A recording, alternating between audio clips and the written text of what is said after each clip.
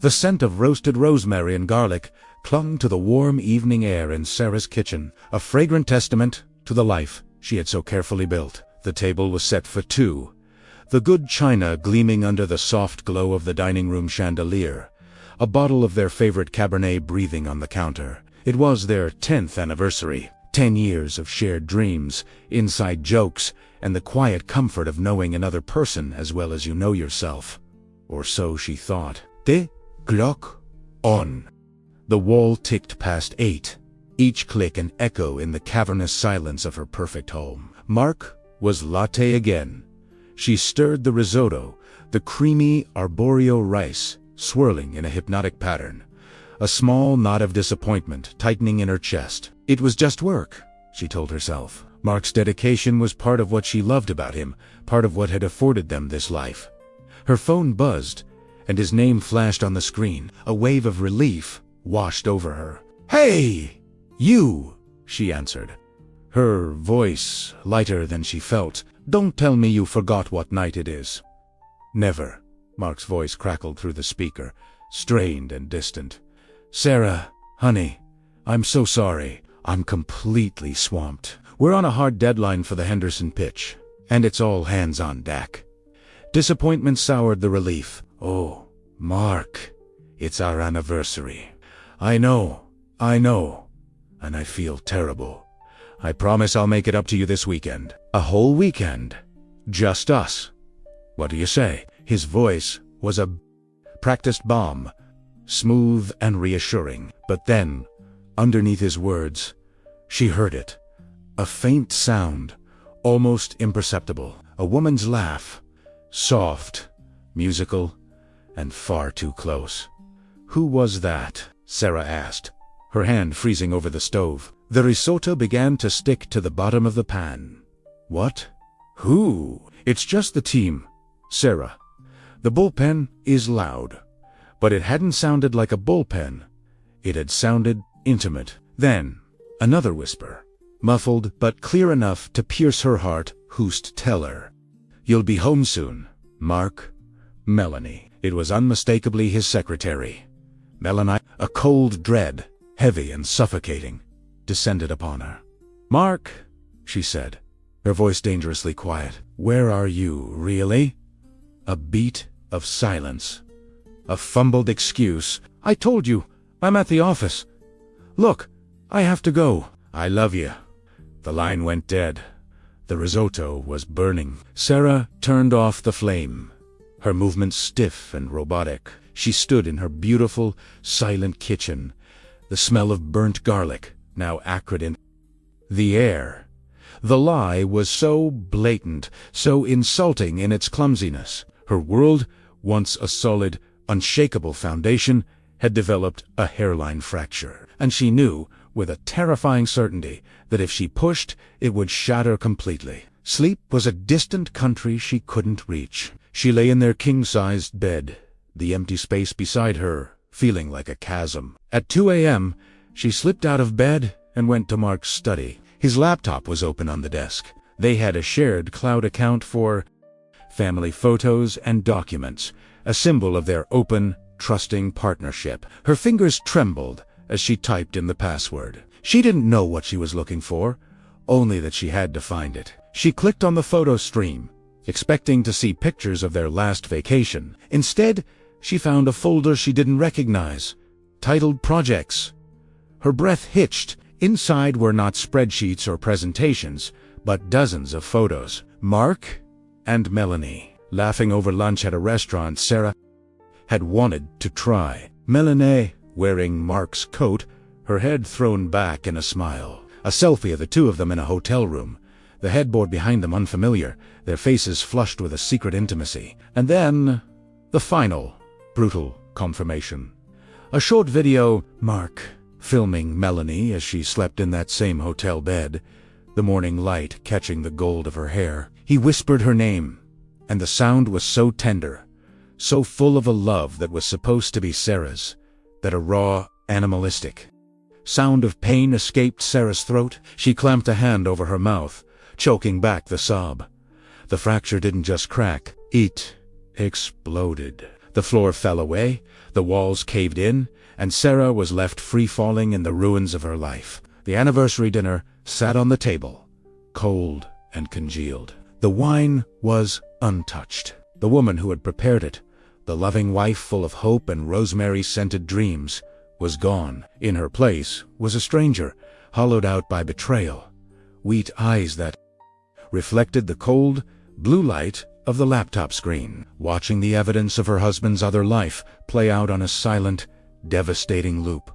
The days that followed were a study in gray. A thick, disorienting fog of grief settled over Sarah, muting the colors of her life and muffling all sound. She moved through her home like a phantom, the ghost of the woman who once lived there. When Mark came home late, smelling faintly of a perfume that wasn't hers, she'd pretend to be asleep. When asked why she was so quiet, she'd blame a headache. Each lie was a small, sharp shard of glass she had to swallow. He was a stranger to her now, his familiar touch sending a jolt of revulsion through her, his casual endearments turning to acid in her ears. He was so blissfully, arrogantly unaware, attributing her withdrawal to stress or fatigue, never once imagining she could see right through his carefully constructed facade. She spent hours in his study, a digital archaeologist sifting through the wreckage of their marriage. She unearthed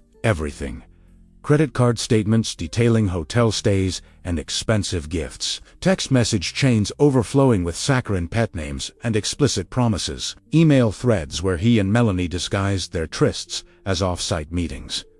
The sheer volume of the deceit was staggering.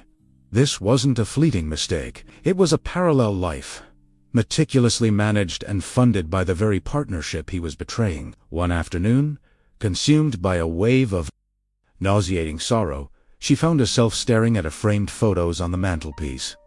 It was from their wedding day. Mark was looking at her with an expression of such profound adoration that it had once made her feel like the only woman in the world. Now, it was a grotesque mask. The grief inside her, a vast and bottomless ocean, suddenly began to churn. The sorrow began to boil. It transformed, molecule by molecule, into something else. Something hot, sharp, and purifying. It was rage. Apure. Unadulterated fury that burned away the tears and clarified her thoughts. They had made a fool of her. They had laughed at her in her own home, spent her shared money on their sordid weekends, and whispered their sweet nothings while she waited for him with a hopeful heart. They had taken her love and her trust and ground them into dust. Despair would be a surrender. Leaving would be a quiet admission of defeat. She would give them the satisfaction of watching her crumble, a footnote in their triumphant love story. No, the woman in the wedding photo was gone. But the woman staring at her own reflection in the glass was someone new. Her eyes, once soft, were now hard as flint. A chilling resolve settled in her bones, a cold, heavy certainty that was as absolute as her grief had been. She wouldn't just leave. She wouldn't just expose them. That was too simple, too quick. They deserved to feel the slow, creeping dread of a world falling apart. They deserved to have their success, their confidence, their very happiness dismantled, piece by agonizing piece. And she would be the one to do it. The plan began as a whisper of an idea, a wild, impossible fantasy. But the more she considered it, the more it took root. Where were they most comfortable, most confident? Where was their power concentrated? Office, Sterling and Vance Capital, the gleaming glass tower where Mark was a rising star and Melanie was his loyal gatekeeper. It was their kingdom. To destroy them, they had to hit. Inside the castle walls, a shiver of dangerous excitement ran through her. It was insane. It was impossible. She hadn't worked in a corporate environment in over a decade, having dedicated her life to managing their home and supporting Mark's career. But she was intelligent, she was organized, and now she was motivated by a fire that could melt steel. She went back to the study, but this time, she wasn't looking at Mark's betrayal. She was studying his company. She downloaded their corporate structure, memorized the names of department heads, and analyzed their recent press releases. She scoured their careers page, her heart pounding a frantic rhythm against her ribs. And then she saw it. A senior project coordinator position in the marketing department. A role that required extensive cross-departmental collaboration. A role that would put her in meetings with Mark's division. A role that would give her access. The fog had lifted. The world was sharp and clear again. And she saw her path with crystalline precision. She would not be Sarah Miller, the heartbroken wife. She would become someone else, a Trojan horse walking through the front gates of their empire. The grief was still there, a cold, hard stone in her gut, but it was no longer her anchor. It was her fuel. The transformation began in the sterile silence of a downtown salon. As long strands of her familiar brown hair fell to the floor, Sarah felt as though she were shedding her old skin. She emerged 2 hours later, with a sharp, angular bob. Her hair dyed a sophisticated shade of auburn that made her eyes look greener, harder. Next came the wardrobe. She packed away the soft cashmere sweaters and comfortable jeans of her suburban life, replacing them with a mercilessly curated collection of tailored blazers, silk blouses, and pencil skirts in shades of charcoal, navy, and black. This was her armor. The final piece of the puzzle was the resume. She resurrected her maiden name, Peterson, and Peterson. It sounded crisp, professional, and utterly anonymous. She dusted off her decade-old business degree and began to build a new history. She embellished her freelance consulting work, transforming sporadic projects for friends' small businesses into a consistent, impressive career as a strategic project manager. She invented company names, wrote glowing letters of recommendation for herself from fictional supervisors, and created a new LinkedIn profile populated with stock photos of smiling, generic colleagues. Each lie was a brick in the fortress she was building around her true identity. She pored over the job description for the senior project coordinator role, tailoring every line of her resume to match its requirements, using the corporate jargon she'd absorbed from Mark over years of dinner party conversations. 3 days after submitting her application, she got the call.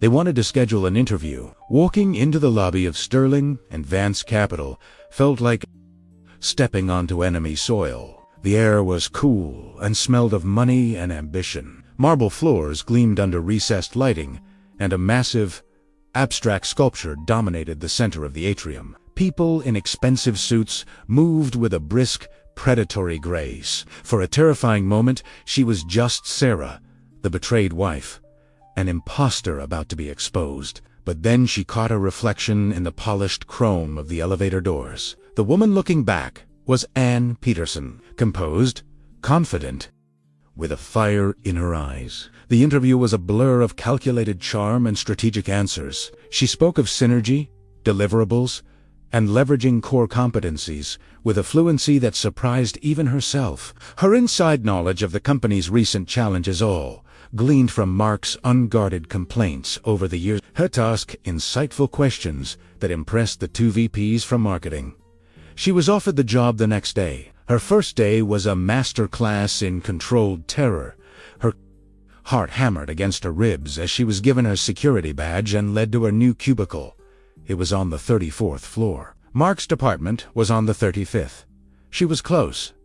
Too close. As she was setting up her computer, she saw them. They were standing by the coffee station at the far end of the floor, heads bent close together. Mark was laughing, his hand resting on the small of Melanie's back, in a gesture of casual ownership that made Sarah's stomach clench. Melanie looked up, her face radiant, and handed him a mug. Their fingers brushed, a small, electric moment of intimacy, performed on a public stage for an audience of none. Or so they thought. Sarah forced herself to look away, her fingers tightening on her mouse until her knuckles were white. The silent predator had entered the sanctuary, and the prey was completely unaware. Later that morning, she was formally introduced to the heads of the departments she'd be collaborating with. Her new boss, a kind but harried woman named Linda, walked her down the hall. "And this is Mark Miller," Linda said, gesturing towards an office. "He runs our acquisitions team. Mark, this is our new senior project coordinator, Ann Peterson." Mark looked up from his desk, a polite, professional smile on his face. His eyes met hers, and for a heart-stopping second, Sarah was sure he would see through the disguise. He would see his wife, his Sarah, standing there in a stranger's clothes. But there was no flicker of recognition. To se was just another new hire. A meaningless face in the corporate machine, he commanded. "Welcome aboard, Anne," he said, his voice the same one that had lied to her on their anniversary. "Pleasure to have you. We'll be working closely on the Henderson account." "I look forward to it, Mr. Miller," she replied, her own voice steady, cool, and utterly unrecognizable. Anne Peterson proved to be an exemplary employee. She arrived early, stayed late, and absorbed information with the intensity of a spy. Her cubicle, situated with a clear line of sight to the main elevators, became her observation post. She learned the rhythms of the office, who took lunch with whom, who was a sycophant, who was a gossip, and most importantly, the intricate dance of Mark and Melanie. She saw how Melanie would happen to be at the elevator bank when Mark was leaving for the day, how she would bring him a second cup of coffee in the morning, a proprietary gesture disguised as secretarial efficiency.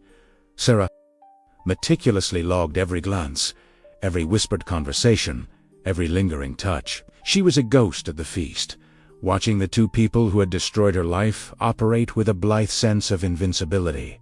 Her own performance was flawless. She was helpful but not overly friendly, efficient but not intimidating. She quickly became known as a reliable, if somewhat reserved, team member. Her colleagues in marketing appreciated her organizational skills, and her boss, Linda, was already singing her praises. This quiet competence was the perfect camouflage for her true purpose. The sabotage began with acts so subtle they were like grains of sand in a complex machine and noticeable at first, but destined to cause friction and wear over time. Her first target was Melanie's carefully curated image of perfect competence. Melanie managed Mark's schedule with an iron fist, a source of both her pride and her power. Sarah, tasked with coordinating a multi-departmental meeting for the Henderson project, found her opening. She knew from Mark's old emails that he preferred morning meetings. After confirming a 10 a.m. slot with all other attendees, she sent a final confirmation email. But just before hitting send, she created a custom rule in her email client. The version sent to Melanie's inbox, and only hers, would list the meeting time as 2 p.m. the next day. Sarah sat in the 35th floor conference room with Mark and 4 other senior managers. At 10:05 a.m., Mark's brow furrowed. "Where's Melanie?" "She has the presentation deck." At 10:10, he was visibly irritated, tapping his pen on the table. He called her desk, getting no answer. The meeting proceeded awkwardly, with Mark fumbling through a verbal summary of the presentation he couldn't access. It made him look unprepared and unprofessional. Melanie finally rushed in at 10:20, flustered and apologetic, claiming she had been at an appointment. She never mentioned the email. To do so would be to admit her own mistake. Later, Sarah saw Mark speaking to her in a hushed, angry tone near her desk. Melanie looked close to tears. It was a small, satisfying victory. Next, Sarah focused on creating minor, untraceable inefficiencies. While working on a shared server, she would accidentally move a crucial folder for one of Mark's projects into an obscure subdirectory. It would take his team hours of frantic searching to find it, delaying their work and fraying their nerves. She would forget to see Melanie on an important email chain, leading to a breakdown in communication that made Mark's department miss a minor internal deadline. She learned that a key client, Mr. Dubois, was notoriously particular about his name being spelled correctly. In a memo she drafted for Mark's team, she deliberately spelled it Dubois. Melanie, in her haste to get it out, didn't catch the error. The client's curt, offended reply went directly to Mark's boss. Each incident was a tiny cut, insignificant on its own, but they were beginning to accumulate. The perception of Mark's team as a well-oiled machine was beginning to tarnish, and the quiet tension between the two lovers, once invisible, was now a low hum of constant irritation, a frequency only Sarah could fully appreciate. The quarterly performance review was the Super Bowl of Sterling and Vance. It was a high-stakes event where department heads presented their achievements and forecasts to the executive board. A strong presentation could lead to bonuses and promotions. A weak one could put a department under a microscope. Mark's acquisitions team was slated to present their stellar results from the Henderson deal, a major coup for the company. Sarah knew this presentation was Mark's pride and joy, and Melanie was the architect of its delivery, responsible for compiling all the data, creating the visuals, and ensuring every technical detail was flawless. This was the perfect stage for a more significant act of sabotage, as the new project coordinator. Sarah's role was to liaise between marketing and acquisitions to ensure the presentation's branding was consistent. This gave her legitimate access to all the preparatory materials. She volunteered to help Melanie, offering to format the final data tables and embed the video testimonials. "You must be so swamped," Sarah said to Melanie in the break room, her voice dripping with synthetic sympathy. "Let me take something off your plate. I'm a wizard with spreadsheets." Melanie, flattered and overworked, gratefully accepted. Late one evening, alone in the silent office, Sarah put her plan into motion. The presentation contained a critical slide, projecting future revenue based on the Henderson deal. The calculation was complex, pulling data from half a dozen sources. Sarah didn't need to create a massive error, just a subtle, insidious one. She found the core formula in the embedded spreadsheet and altered a single cell reference, changing a multiplier from 1.25 to 1.05. It was a tiny change, but when extrapolated over 5 years, it deflated the projected profit margin by nearly 20%. The number was still impressive, but it was no longer the world-beating figure Mark had been boasting about for weeks. To cover her tracks, she saved the corrupted version, then went into the file's history and deleted the record of her revision, a small digital trick she'd learned online. The file now looked untouched, the error appearing as if it had been there all along. The day of the presentation, a palpable energy buzzed through the 35th floor. Mark strode into the boardroom, radiating confidence in his perfectly tailored suit. Melanie sat in the front row, looking on with an adoring, proprietary smile. Sarah watched from the back, a silent observer in a plain gray dress. Mark was magnificent, his voice booming with authority as he clicked through the initial slides. He was charming, persuasive, and utterly in his element. Then he arrived at the 5-year forecast slide, and as you can see, he declared, his voice swelling with pride, "The Henderson acquisition is projected to increase departmental revenue by..." He paused, his eyes scanning the numbers on the massive screen behind him. His confident smile faltered. The number was wrong. A confused murmur rippled through the board members. The CFO, a notoriously sharp man named Peterson, squinted at the screen. "Mark, that number seemed conservative. My team's initial projections were significantly more robust." Panic flickered in Mark's eyes. He glanced desperately at Melanie, who was staring at the screen, her face ash. He stammered, trying to recover, suggesting a possible typo. But the damage was done. The triumphant climax of his presentation had fizzled into a moment of confusion and professional embarrassment. His authority had been visibly undermined in front of the most powerful people in the company. The fallout was immediate. The meeting ended on a flat, uncertain note. Later that day, Sarah took a detour past the stairwell on her way to the restroom. She heard their voices, sharp and venomous, echoing from behind the heavy fire door. "How could you let this happen, Mel? How?" Mark's voice was a furious whisper. "I checked those numbers a dozen times. It was right yesterday! I swear it!" Melanie's reply was a choked sob. "You made me look like an idiot in there. You made us look like idiots. This was my biggest presentation of the year, and you torpedoed it.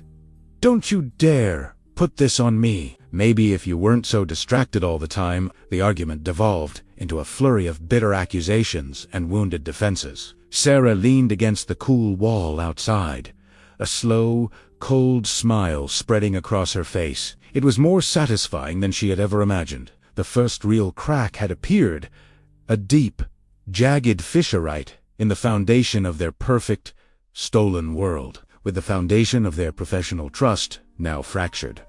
Sarah shifted her strategy from direct sabotage to psychological warfare. Her new weapons were whispers, rumors, and the insidious power of suggestion. The office, she had learned, was an ecosystem that ran on information and gossip, and she was about to become its most subtle and effective poison. Her first target was Carol, a veteran administrative manager from the finance department, a woman whose tenure was matched only by her penchant for knowing everyone's business. Sarah, coincidentally, joined her in the lunch line one afternoon. "Caro, you've been here forever," Sarah began, her tone one of innocent inquiry. "Is it just me, or does Mark Miller seem incredibly stressed lately? He seems so on edge in meetings." Carol's eyes lit up. "Tell me about it. Did you hear what happened in the quarterly review? Total embarrassment. I just feel for his secretary." "Melanie," Sarah continued, shaking her head with feigned concern. "She seems completely overwhelmed. I offered to help her with the presentation, but I think she insisted on doing it all herself. It's a lot of pressure for one person." She let the sentence hang in the air. She hadn't lied. She had simply framed the truth in a way that painted Melanie as both incompetent and prideful, a fatal combination in the corporate world. The seed was planted. Within days, the story had morphed and spread. The new narrative, whispered over coffee and in instant messages, was that the ambitious young secretary had overreached, costing her brilliant boss a major career moment. Next, Sarah began to subtly undermine Mark's judgment. She knew from listening to him for years that he prided himself on his ability to spot and nurture talent. Sarah identified a sharp, overlooked analyst in another department named Ben. In a project meeting that included one of Mark's senior managers, Sarah made a point of praising Ben's work. "Ben's data analysis on the Q3 projections was a game changer for our marketing strategy," she said. "Casually. His insights are incredibly valuable." The following week, she forwarded an email chain containing Ben's brilliant work to Mark directly. "Mark," she wrote, "thought you might find this analysis interesting for the acquisitions team. Ben is a real rising star." The unspoken question was clear. Asterisk, if Ben is so good, why haven't you noticed him? Asterisk, the contrast made Mark's unwavering professional reliance on Melanie seem less like loyalty and more like a blind spot, or worse, favoritism. The pressure began to take its toll. Mark, paranoid about his reputation after the presentation fiasco, became more critical and demanding. He started double-checking all of Melanie's work, a clear vote of no confidence that chipped away at her authority and their personal dynamic. Melanie, feeling the shift in office opinion and sensing Mark's growing professional distance, became defensive and insecure. Their hushed arguments became more frequent, their stolen moments less about passion and more about damage control. Sarah orchestrated small, psychological torments. She left an anonymous company-wide survey on the printer, its pages filled with questions about inappropriate relationships and favoritism in management. She'd walk past Melanie's desk and offer a sympathetic, pitying smile. The pressure cooker was heating up. They were no longer just lovers hiding an affair. They were co-conspirators in a professional crisis, and the trust between them was evaporating. They started looking at their colleagues with suspicion, wondering who was talking about them, who was trying to sabotage them. The irony was exquisite. The very people they had wronged were now the source of their paranoia, yet they had no idea the enemy wasn't surrounding them, but sitting just one floor below, watching them tear each other apart. A dark, exhilarating power began to hum in Sarah's veins. For the first time since that terrible night, she felt in control. The victim had become the architect. Watching Mark and Melanie squirm under the weight of her machinations was a heady, intoxicating experience. The grief was still a cold stone in her heart, but now it was wrapped in the thrilling warmth of retribution. Her schemes grew bolder, more audacious. She was no longer content with merely creating professional friction. She wanted to hit them where it truly hurt.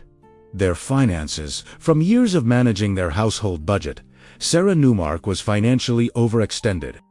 Mortgage on their house, the leases on their luxury cars, the country club membership, it all depended on his substantial annual bonus, a bonus that was now in jeopardy after his lackluster quarterly presentation. She needed to ensure it never materialized. Her new plan centered on the acquisition of a small tech firm, a deal Mark was championing to redeem himself. Sarah, through her collaborative role, had access to the preliminary due diligence files. She spent a weekend poring over the tech firm's financials, searching for a weakness. She found it, a single, vague line item in their R&D budget for third-party consulting. It was a thread, and she began to pull. Using a burner phone and a voice modulator, she made an anonymous call to a financial journalist she knew Mark respected and feared. Posing as a disgruntled employee from the tech firm, she hinted that the company was capitalizing its R&D costs in a way that artificially inflated its value, specifically mentioning a shadowy third-party consultant. That was little more than a shell company. You might want to look into their patent filings, she suggested, her disguised voice dripping with conspiratorial significance. See if they actually own the IP they claim to be developing. It was a lie, but a plausible one. The journalist, smelling a story, started digging. 2 weeks later, an article appeared online questioning the tech firm's valuation and accounting practices. The deal was immediately put on hold, pending an internal investigation. Mark's redemption project had just become a potential liability. The fallout was catastrophic for him. His superiors were furious, and the cloud of suspicion that had been gathering over him thickened into a storm. Sarah watched it all unfold with a grim sense of satisfaction. This was more than just an office prank. This was real, tangible damage. But her escalating game had not gone unnoticed. David Chun, a senior vice president in operations, was a quiet, observant man with a mind like a steel trap. He had been with the company for 20 years and had seen it all. He began to notice the pattern of misfortune that seemed to follow Mark's department. It was David who cornered Sarah Ormbi, the coffee machine, one morning. "Morning, Anne," he said, his smile not quite reaching his sharp, intelligent eyes. "You've really hit the ground running here. Made quite an impact." "Just trying to do my job, David," she replied, her heart rate quickening. "It's funny," he continued, stirring his coffee slowly. "Mark Miller's department used to be the golden child of this company. Rock solid. But in the last few months, it's been one fire after another. Missed deadlines, embarrassing presentations, a major acquisition deal going sour. It's almost like they have a curse." He paused, looking directly at her. "And the funny thing is, it all seemed to start right around the time you joined us." His tone was light, conversational, but the implication was a cold blade against her throat. He didn't know anything for sure, but he was suspicious. He was watching her. The game had suddenly become infinitely more dangerous. The thrill of power was now laced with the chilling fear of exposure. The pressure from David's veiled warning forced Sarah to be more cautious, but her resolve did not waver. She decided to shift her focus back to a project that was safely within her purview, a new marketing campaign for one of the firm's legacy clients. To succeed, the campaign needed significant support from the acquisitions team, support that Mark was too distracted to provide effectively. Sarah saw an opportunity to not only further tarnish Mark's reputation but also to shine in her own role. She worked tirelessly, crafting a brilliant proposal that cleverly minimized the reliance on Mark's struggling department. She pitched it directly to Linda and the head of marketing, framing it as a more efficient, streamlined approach. "By bringing the data analysis in-house to our team," she explained, "we can be more agile and avoid the bottlenecks we've been experiencing with acquisitions lately." It was a masterful corporate maneuver. Her bosses were impressed with her initiative and strategic thinking. The project was restructured, and a significant portion of the budget and responsibility was transferred from Mark's department to hers. She had won, but victory came at a price she hadn't anticipated. The junior analyst on Mark's team, a bright, earnest young woman named Chloe, had been the lead on the original project. She had idolized Mark, viewing him as a mentor who was giving her a chance to prove herself. The project's reassignment meant her role was effectively eliminated. She was sidelined, her hard work rendered meaningless, and her opportunity to shine in front of senior management was snatched away. A few days later, Sarah walked into the women's restroom and found Chloe leaning against the counter, bare shoulders, shaking with silent sobs. Her carefully applied makeup was smudged, and a profound sense of defeat radiated from her. "Are you okay?" Sarah asked, the words feeling hollow in her own mouth. Chloe looked up, her eyes red and puffy. "They took me off the Kensington project," she whispered, her voice thick with disappointment. "I spent months on that. Mark promised me it was my chance to get promoted." The sight of Chloe's raw, genuine pain struck Sarah with the force of a physical blow. In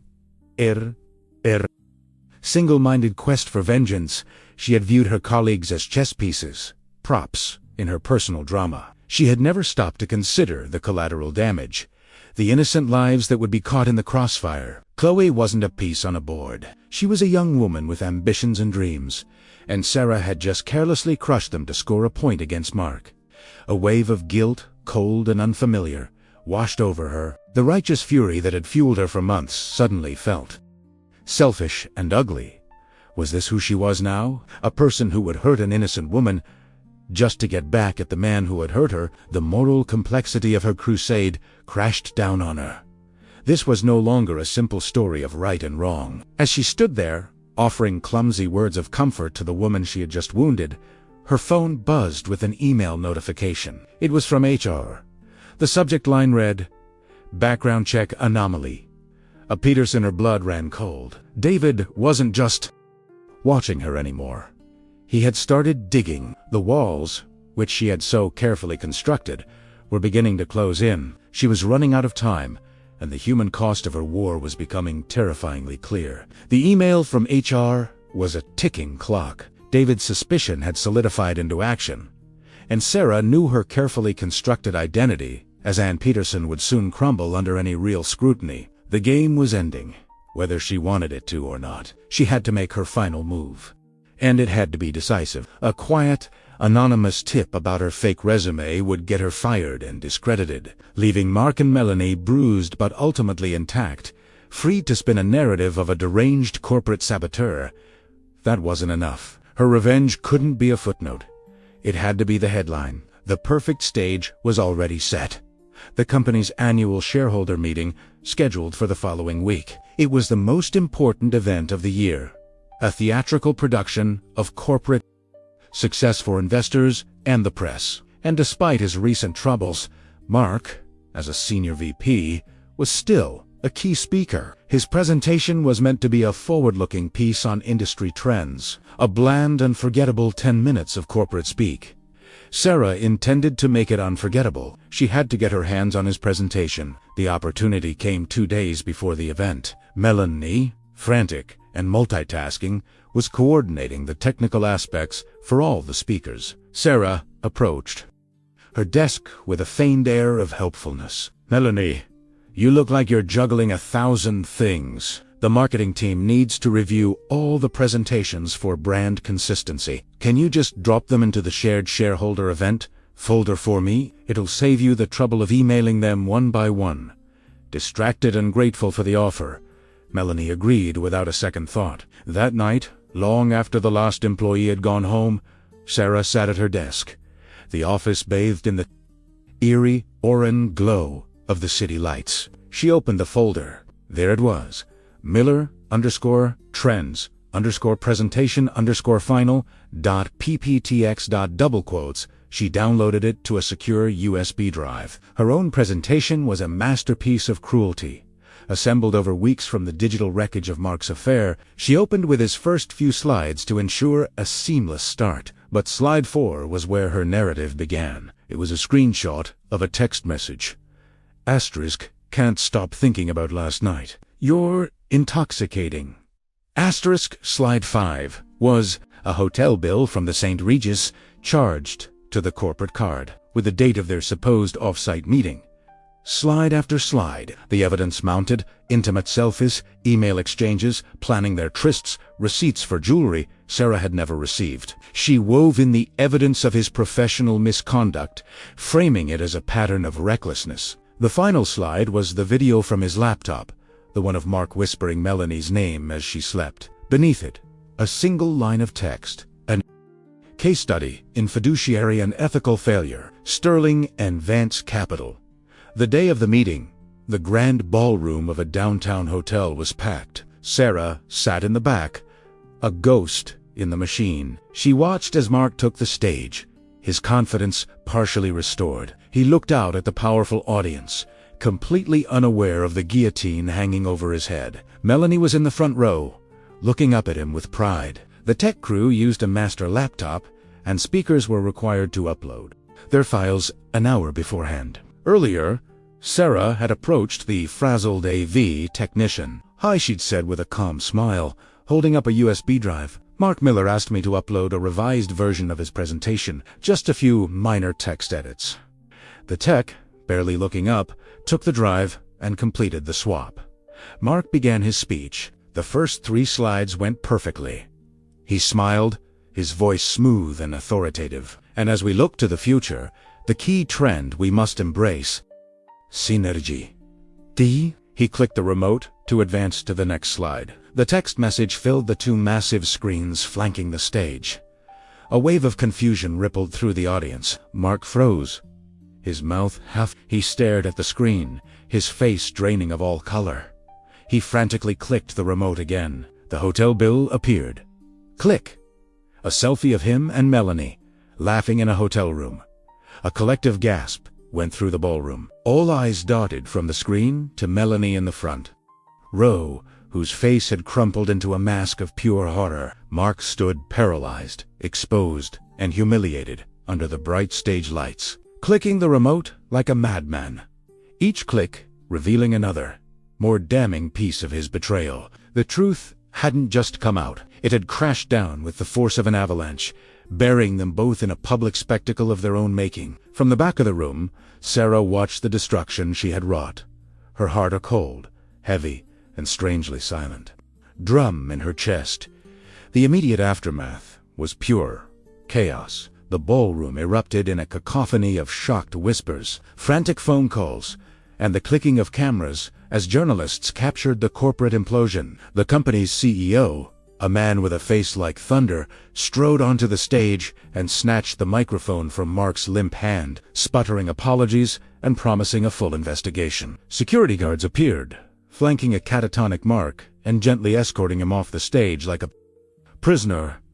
Melanie, utterly broken, was a blur as she fled the room, a tsunami of shame and humiliation chasing her. In the midst of the pandemonium, Sarah slipped out a side exit. Unnoticed, the cool city air felt strange on her skin, a stark contrast to the superheated drama she had just unleashed. She walked 4 blocks without direction, the city's noise a dull roar in her ears. She had done it. Her plan, born from a moment of shattering pain, had been executed to perfection. They were ruined. Their careers were over. Their affair was now a public scandal, a permanent stain on their names. She had won. She had taken everything from them, just as she had promised herself she would. She arrived home to the house that was no longer a home, just a collection of walls that had once held a life. She walked through the silent rooms, her footsteps echoing in the emptiness. She expected to feel a surge of triumph, a cathartic release of the rage and pain that had been her constant companions. 4 months. But there was nothing. The fury that had been a raging inferno inside her had burned itself out, leaving behind only a cold, gray landscape of ash.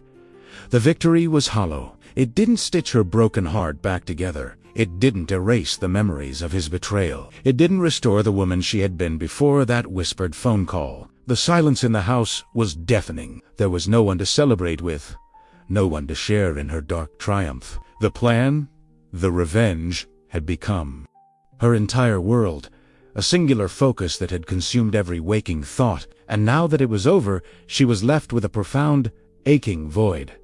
By evening, the story was everywhere. Sterling and Vance VP fired in shocking shareholder meeting scandal. The articles included screenshots from her presentation. Her private pain was now public consumption. She saw their faces Mark's stunned, pale expression, and Melanie's tear-streaked flight splashed across news sites. She had wanted to see them suffer, and now she was. But watching it felt less like justice and more like a sad, pathetic circus. She caught her reflection in the dark glass of the living room window. The woman staring back was a stranger. Her eyes were hard, her mouth set in a permanent line of tension. The softness was gone. The light was gone. She had meticulously dismantled their lives, but in the process, she had also dismantled herself. She had become as cold, calculating, and cruel as she had believed them to be.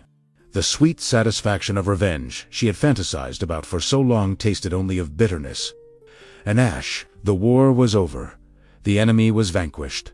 But she was alone on the battlefield, surrounded by the wreckage of 3 lives, including her own. The morning light streamed through the windows, illuminating dust motes, dancing in the silent air. For the first time in months, Sarah had slept through the night, a heavy, dreamless sleep that felt more like a surrender than a rest. The fire of her vengeance had finally gone out, and in the quiet dawn, she felt a profound clarity.